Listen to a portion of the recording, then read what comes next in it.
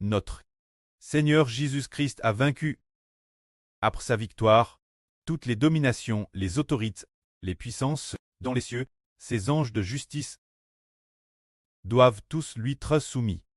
Les 24 anciens doivent tous lui être soumis. Tous ceux de l'Israël de la Nouvelle Alliance doivent tous lui être soumis. Les Hébreux du souverain sacrificateur doivent tous lui être soumis. Toutes choses doivent lui être soumises. Voyons.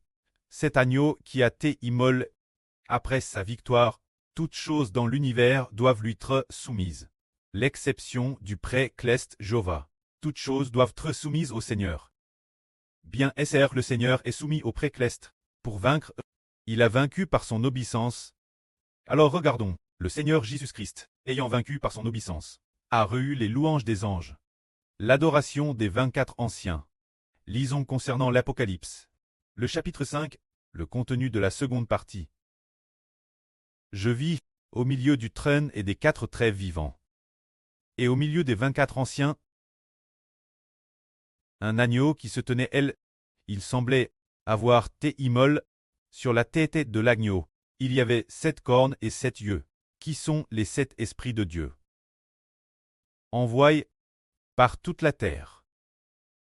Agneau savana. Et de la main droite de celui qui était assis sur le trône, il prit le livre. Quand il eut pris le livre, les 4 13 vivants et les 24 anciens se prostèrent devant l'agneau. Les 24 anciens, tenant chacun une harpe et des coupes d'or pleines de parfums, qui sont les prières de tous les saints, et les 24 anciens chantaient un cantique nouveau en disant : Tu es digne de prendre le livre et donne ouvrir les 7 sceaux. Car tu as été immolé, et par ton sang, de toute tribu, de toute langue, de tout peuple et de toute nation. Tu as racheté des hommes pour Dieu. Tu as fait d'eux un royaume et des sacrificateurs, et ils régneront sur la terre. Je regardai, et j'entendis, autour du trône des 4 traits vivants, 11, et des 24 anciens, la voix de beaucoup d'anges. Leur nombre était des myriades de myriades. Ils disaient d'une voix forte : Agneau qui a été immolé est digne de recevoir la puissance, la richesse, la sagesse, la force, l'honneur, la gloire et la louange.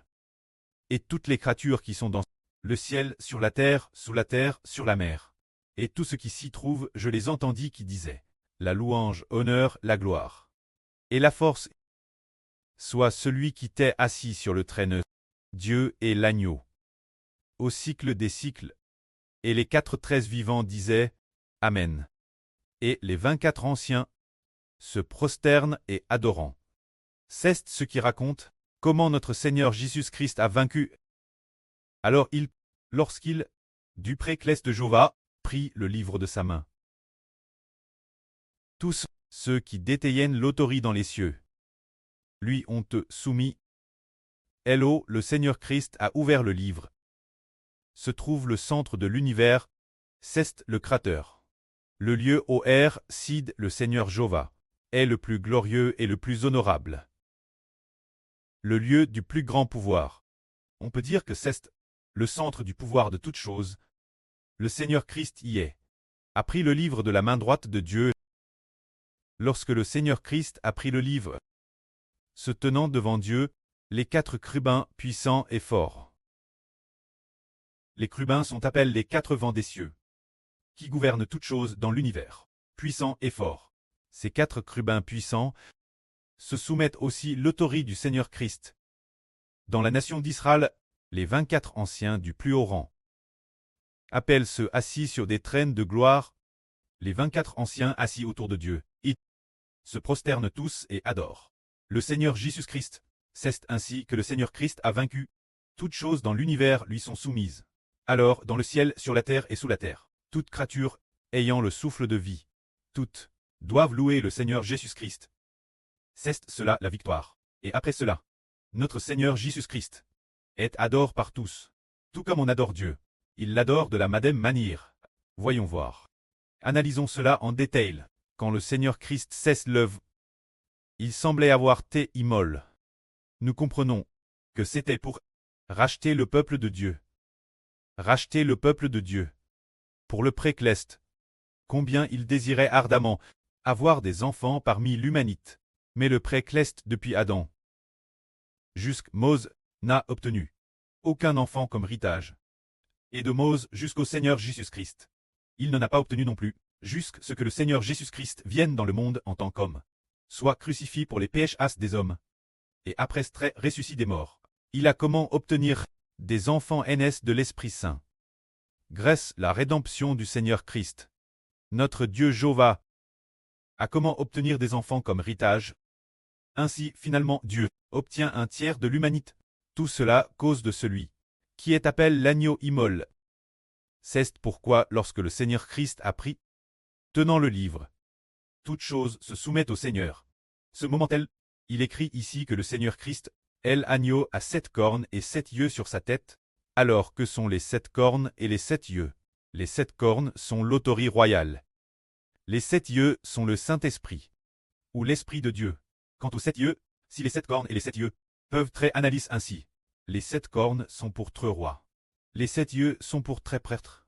Cela veut dire que les 7 yeux sont, et les 7 cornes, sont pour attaquer les nations avec les cornes. Les 7 yeux sont ceux qui gouvernent la vie humaine. Alors, les 7 cornes symbolisent l'autorité du roi. La grande autorité pour attaquer toutes les nations et tous les peuples. Ce sont les 7 cornes, les 7 yeux sont la vie. C'est-à-dire l'Esprit de Dieu. Celui qui donne la vie éternelle.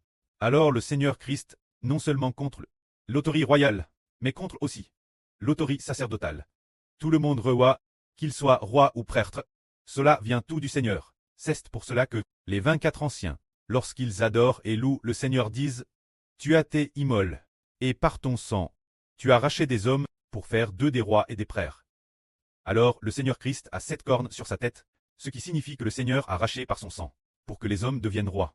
Les 7 yeux sur la tête du Seigneur Christ, c'est racheter les hommes par son sang, pour que les hommes deviennent prêtres.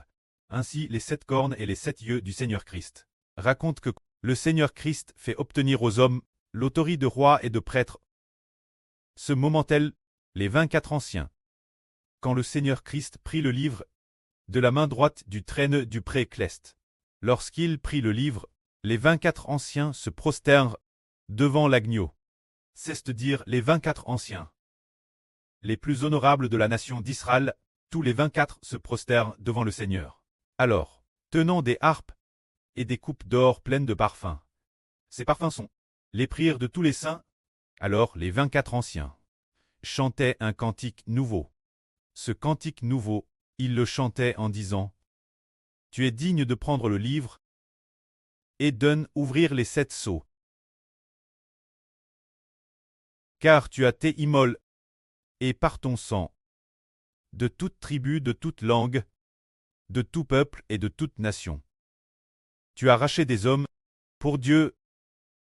Tu as fait d'eux un royaume et des prêtres, et ils régneront sur la terre. » C'est-à-dire que le Seigneur Christ a vaincu, parce que il a vers son sang, et a ainsi vaincu. Il a vers son sang. Vers son sang, c'est offrir son sang Dieu. Ce qui signifie que la victoire du Seigneur est une victoire par l'obéissance Dieu. PRT offrir son sang. PRT offrir son sang. Obéissant Dieu jusqu'à la mort. Remettant entièrement sa vie Dieu, tout de lui-même, obéissant en tout jusqu'à la mort pour remporter la victoire. Alors que celle d'Adam n'a pas vaincu, parce qu'il n'a pas obéi. La corruption du diable Satan cesse par manque d'obéissance. La rébellion est la désobéissance. Tandis que le Seigneur Christ a vaincu parce que il a obéi jusqu'à la mort et a ainsi vaincu, puisque le Seigneur Christ a vaincu, le sang vert par le Seigneur Christ, qui vaut avoir racheté les hommes pour les donner Dieu. Tous ceux qui sont rachetés par le Seigneur obéissent au Seigneur dans tout l'univers. Tous ceux qui sont appelés hommes, ceux qui recevront la vie éternelle et seront appelés hommes, le sont grâce au sang du Seigneur Christ. Qui les a rachetés, c'est grâce au sang du Seigneur Christ qu'ils sont rachetés. Quiconque est racheté ne sera pas jeté dans le tank de feu et de soufre, mais tous ceux qui n'ont pas été rachetés appartiennent Satan. Appartenir Satan, c'est frère destin le tank de feu et de soufre.